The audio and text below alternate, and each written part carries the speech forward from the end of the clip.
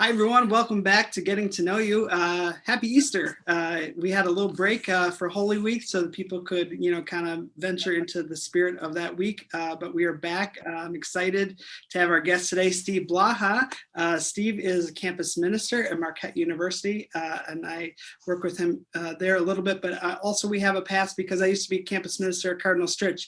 As a young campus minister, I reached out to Steve and said, help me figure out how to do this crazy job. So anyways, Steve, hi, how are you? John, I'm good. It's good to be with you. And hello to everybody at Sebs. It's good. Happy Easter. Happy Easter, right? Even though we're recording this before Easter, we're pretending. Yeah, totally.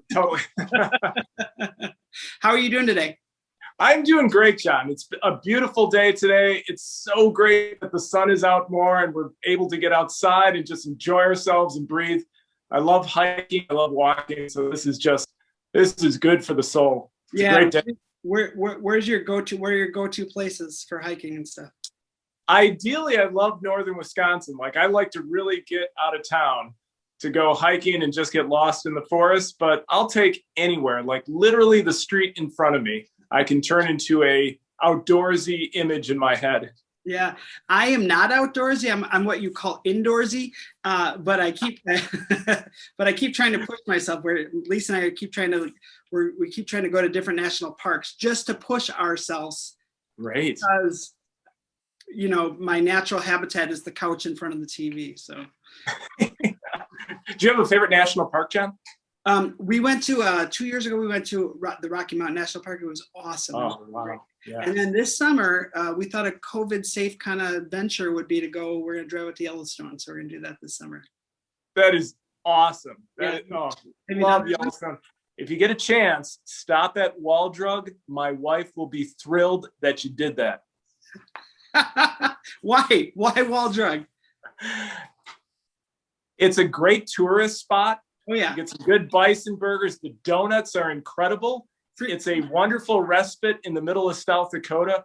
My wife has been there so often with us. She can't stand it. She's promised she'll never step foot there again. And myself and our kids we're totally bent on she will be there not just once, but multiple more times in her life. I believe I've been there too. My family hasn't, but I've been there. That you get free water there, correct? Yes, free water and like 5-cent coffee. Yeah, I'm there. Also, I think on that drive out, you could hit, depending on your route, hit the Spam Museum. Oh, yeah. We didn't make that stop, but that sounds to me like worthy of a family adventure. Yes. Or of course, the Corn Palace in South Dakota. I would not pass up Mitchell, South Dakota to save my life. It's great. The Corn Palace wins every single time. Clark Griswold, everyone, it's vacation, folks. This is good. This is going to be a fun conversation. Steve, why don't you start by telling me about you? Yeah. So Milwaukee native, in fact, a St. Sebastian Parish grade school alum. Right. So graduated in the 80s. Did you have your mom as a teacher? No, she did not start teaching until the year after I graduated, which was intentional on her part, of which I'm very grateful for. My sister and brother, they have a greater grace and generosity of heart, I think. And so that worked wonderfully for all of them. But she just fell in love with teaching at Sebs. And it was great to see that decades of her life just flower and bloom in that way. So that was really cool. But certainly, part of the neighborhood and just grew up in Martin Drive neighborhood and spent a lot of time at St. Sebastian's. And so my wife, Maureen, and I are blessed with 4 boys, 2 of which are at Marquette U, one's at Marquette High, and the other one's in grade school. So we've got a great mixture of fun and wildness in the house. Did you say you have 2 at Marquette U? Yeah. How are you old enough to have kids that are in college? I just age really well, John. It's just the baby face is just taking me places.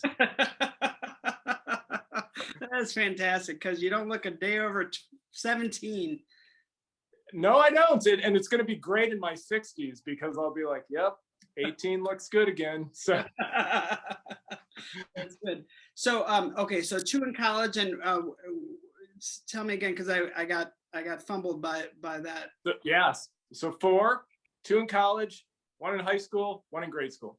Okay, wow. Yeah, you're busy. They keep us busy, keep us young, keep us active. It's great. That's good. That's good. And tell me about your job a little bit, because I know that's an interesting part of your story.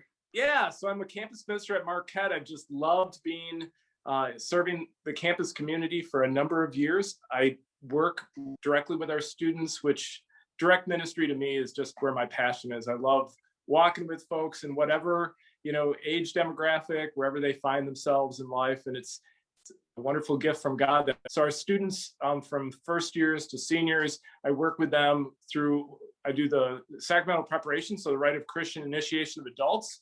And right now, even though this is coming live during Easter, which is a great time of year to celebrate the sacraments, we're in Lent right now as of this moment. So we have got RCIA rituals galore going off, and it's marvelous. So love that. And I also work with our students in forming different sized communities of faith, of intentional faith. So we have small groups on campus called Caminos, which are really based around the spiritual exercise of St. Ignatius. So I oversee those. And we've got a program called Ignite, where students hear speakers that come in, host a variety of topics, and they just really connect in community and then go out and, as we say, set the world on fire. So lots of great things. I just love what I do. I love being around our students. How long have you been a campus minister? At Marquette since 2007. Were you somewhere else before that? I was a high school campus minister, but I was also in a parish, number of parishes, taught high school for a bit, so lots of different things. Oh yeah, interesting. So that gets me probably into the next question to talk about your faith. But I guess my specific question about your faith is, how did you, because you and I have similar paths, how did you find yourself in ministry? Yeah, that is a good question. It actually, so St. Sebastian's is a huge part of this story, just being active, being part of the community, life of faith growing up, and just regularly engaged. I always felt really embraced by folks throughout the parish community of all age groups. And I think that intergenerational aspect that I've always found really enlivening at Sebs is so important. Just everyone is someone for others. Like every member of the community matters. And not who they'll become, but who they are right now. And so that for me really sort of, lit this fire in back of my mind. But it really, one of the reasons that I got into ministry was, how do I better serve others? And specifically, I felt a call to teaching.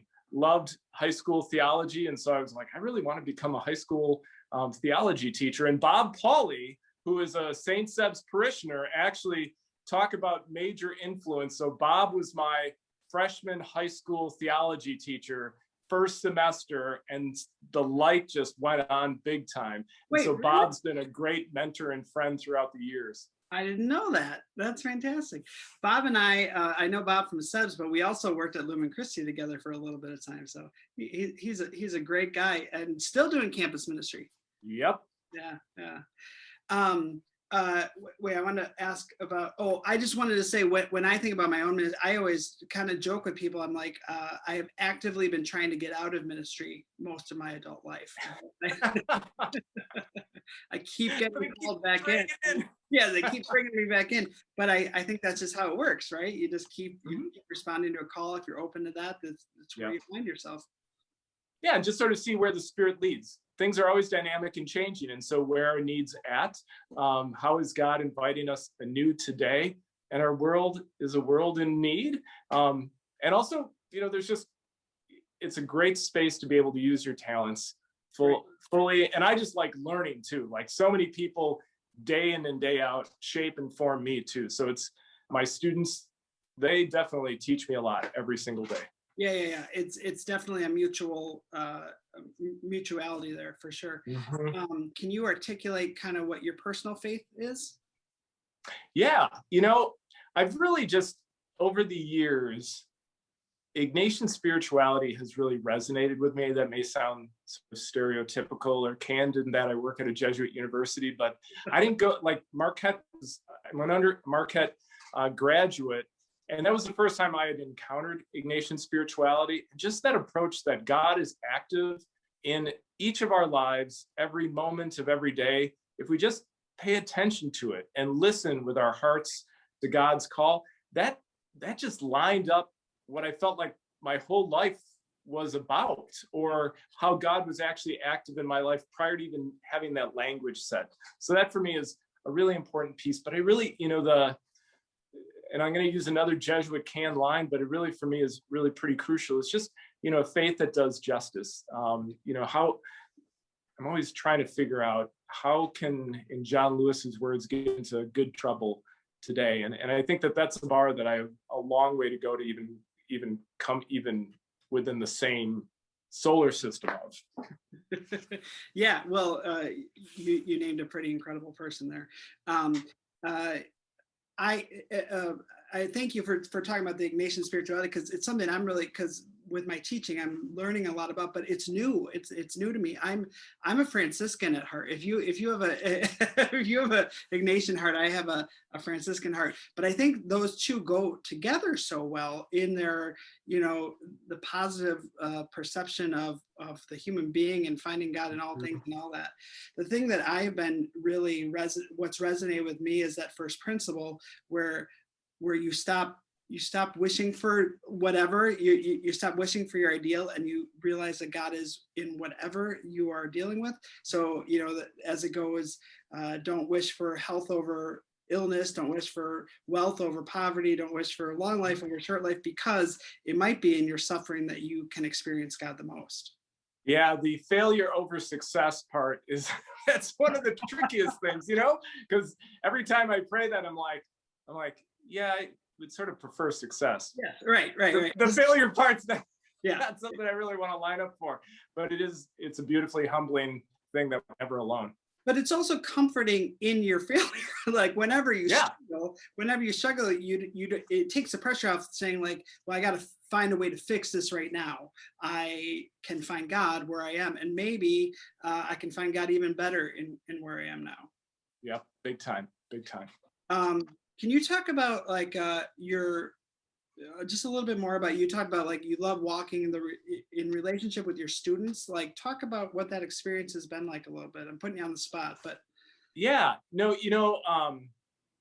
that's a good question. I feel like I'm in a really privileged spot because students, I'll meet students casually around campus, get to know them in some way, but really like a lot of times they're coming in and they're saying, I'm desiring to grow in my relationship with God.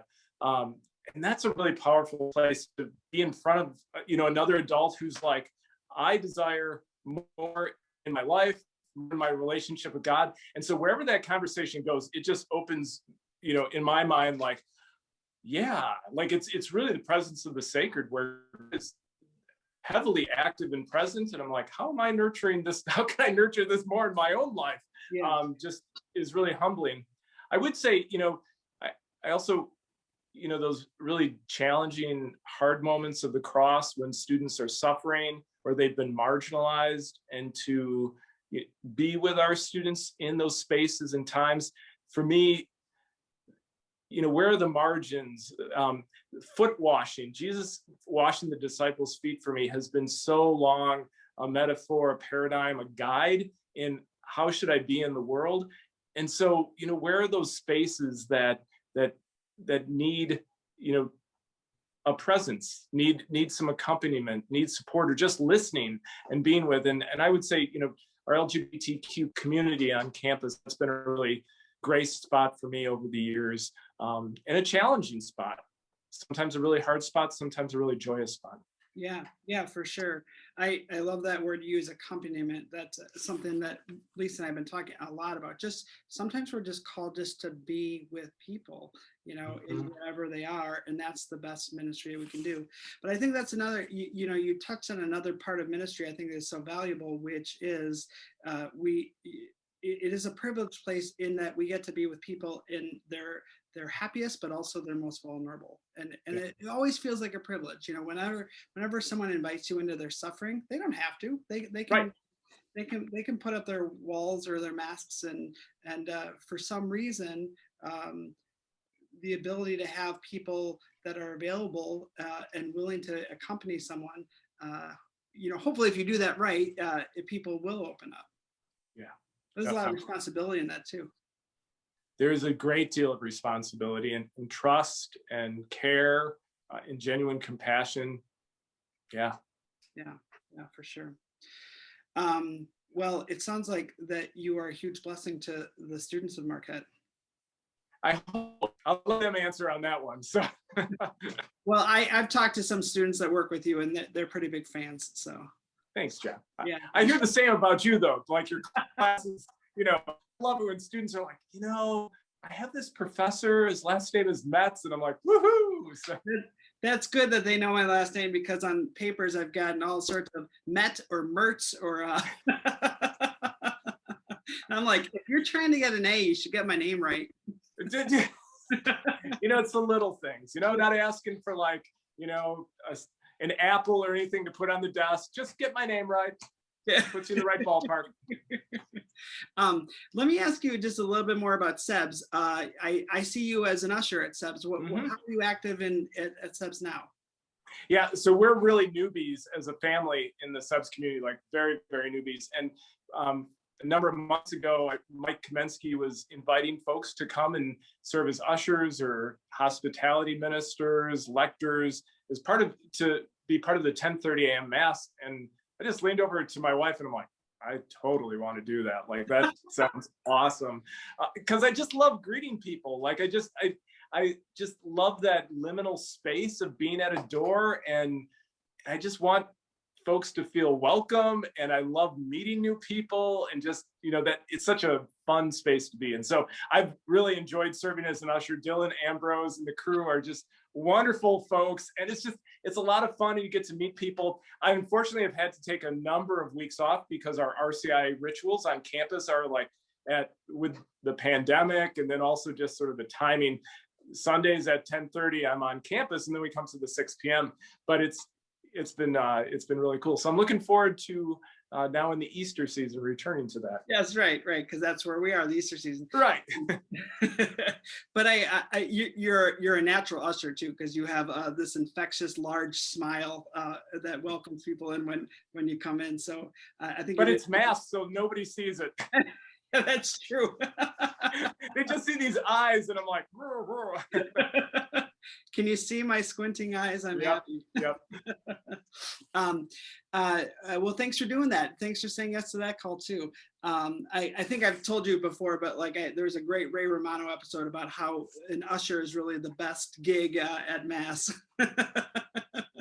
Yeah, I don't usually follow like Raymond and his dad and how I usher. I take a different approach, but. But they had a good time doing that. Hey, my last question for you is, can you tell me about what you hope for the future? Yeah.